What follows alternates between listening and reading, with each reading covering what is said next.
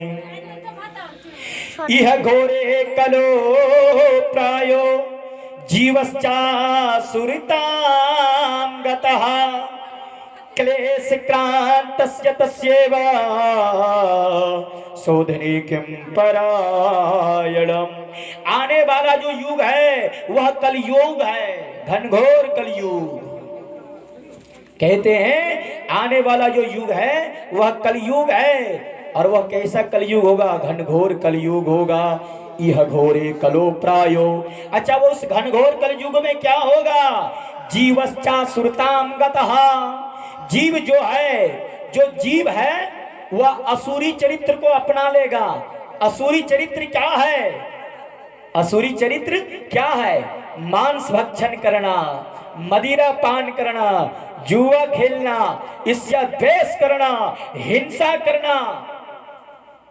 कह रहे हैं क्या? यह घोरे कलो प्रायो जीवश्चा सुरताम गतः। आने वाला जो युग है वह घनघोर कलयुग है। कलयुग के प्राणी कैसे रहेंगे? आसुरी चरित्र को अपनाएंगे। आसुरी चरित्र क्या है? मांस भक्षण करना, मदिरा पान करना, जुआ खेलना, ईर्ष्या द्वेष करना और दुष्टों का संग करना, यह आसुरी चरित्र है। लेकिन जब कलयुग के प्राणी आसुरी चरित्र को जब अपना लेंगे तो क्या होगा? क्लेश होगा।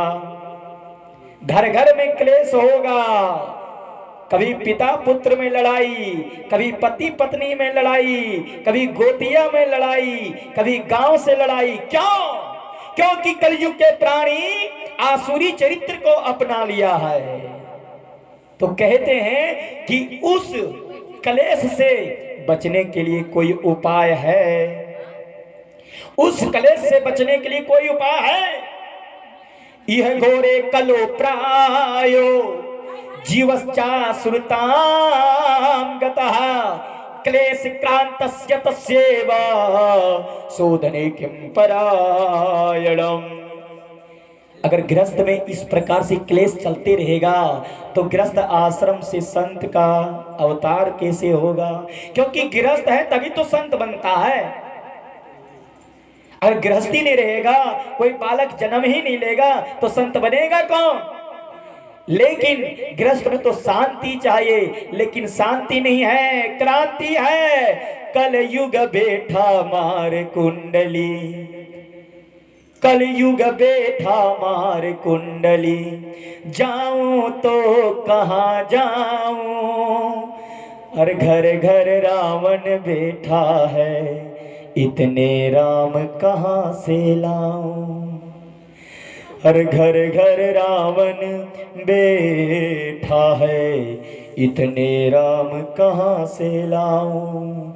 आने वाला जो युग है घनघोर कलयुग है। कलयुग के प्राणी सुखी नहीं रहेंगे। हर गृहस्थ में हमेशा क्लेश रहेंगे, क्योंकि आसुरी चरित्र को अपना लेगा। और जब आसुरी चरित्र को अपना लेगा तो हर घर में एक रावण जरूर रहेगा। और उस रावण को विनाश करने के लिए राम को लाना ही पड़ेगा। और राम कब आएंगे? जब हृदय दिल से पुकारोगे, श्रीमद् भागवत की कथा श्रवण करोगे, राम की कथा श्रवण करोगे, सत्संग करोगे, तभी उस रावण का संहार हो सकता है। तभी राम जी आएंगे। भाव से बुलाना पड़ेगा। मैंने कल निवेदन किया था क्या?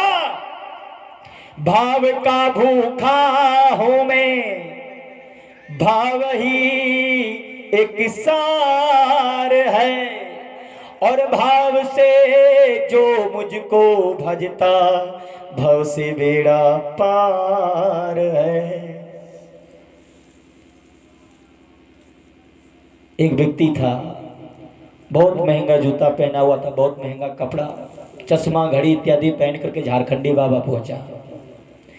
और झारखंडी बाबा जब पहुंचा बाबा का दर्शन करने के लिए, तो सबसे पहले उसने जूता खोला आंगन में जाकर के। ऐसे जगह पे उसने जूता खोला जहां से बाबा जी भी दिखाई दे और जूता जी भी दिखाई दे। ये कैसा भाव? उसका मन लटका हुआ कहीं जूता ना चुरा ले, और इधर मन क्या खींच रहा है? कहीं बाबा के जाके दर्शन कर लेते हैं। अरे भैया, बाबा को दर्शन करने के लिए आए हो तो जूते पे क्यों मन लटका है? भरत जी ने जब अपना प्राण त्यागा था तो प्राण त्यागने समय वह हिरण का चिंतन किए थे। अगला जन्म उनको हिरण ही मिला था। भगवान के दर्शन करने जाओगे, जूता की चिंतन करोगे, कोई चोरी ना कर ले। मरने के समय बेटा को याद करोगे, बेटी की याद करोगे, पत्नी की याद करोगे, धन दौलत को याद करोगे तो क्या मिलेगा? नरक ही मिलेगा। अब बाबा के पास गया, ऐसे जगह पे जूता खोला जहां से बाबा जी भी दिखाई दे और जूता जी भी, उसको भी जी लगा दो भाई। और जाकर के बाबा के सामने क्या कहता है? त्वमेव माता, बाबा के सामने खड़े होकर के त्वमेव माता। तब तक मन पहुंचा जूता भी कि कोई चुरा तो नहीं रहा है। तब तक कहा त्वमेव माता, और जूता तरफ देखा, च पिता त्वमेवा, तो माता भोले बाबा, पिता जूता। क्योंकि जब बोल रहा था त्वमेव माता तो बाबा की तरफ तुम्हारा हाथ था, और जब पिता बोलने गया तो जूता तरफ हाथ चला गया। त्वमेव बंधो च सखा, तब फिर सखा इधर हो गया।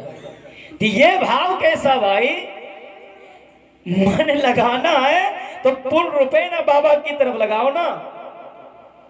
बाबा थोड़े कहते हैं कि जितना भी तिजोरी में धन दौलत भरा हुआ है ला करके हमारे बक्से हमारे ऊपर चढ़ाई दो। बाबा ना धन दौलत खोजते हैं और न लड्डू खोजते हैं, न पेड़ा खोजते हैं। बस बाबा को भाव चाहिए। भाव का भूखा हूं मैं, भाव ही एक सार है। अरे भाव से जो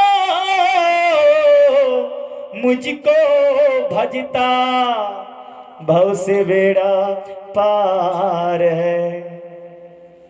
भैया, भगवान को भाव प्रिय है, आपकी धन दौलत से जरूरत नहीं है। मेरे प्यारे सज्जनों, अगर घर घर में जो रावण बैठा है उसको अगर अंत करना चाहते हो तो राम को बुलाना पड़ेगा। और राम तभी जब आएंगे, हमारे मर्यादा पुरुषोत्तम श्री रामचंद्र भगवान तभी आएंगे जब आप उनका चिंतन करोगे, उनका नाम संकीर्तन करोगे, श्रीमद् भागवत की कथा श्रवण करोगे, सत्संग सुनोगे, अपने से बड़े लोगों को सम्मान करोगे, घर में बुजुर्गों का सम्मान करोगे, माता पिता की सेवा करोगे। क्लेश क्रांतस्य तस्यैव शोधने किं प्रायणम। जब हर एक गृहस्थ में जब क्लेश रहेगा, आसुरी चरित्र को छोड़ते नहीं हो और थोड़ा सा दुख घर में हो जाता, क्लेश हो जाता है तो भगना चालू हो जाता है। पंडित जी थोड़ा देखिए हमारी किस्मत की रंग है।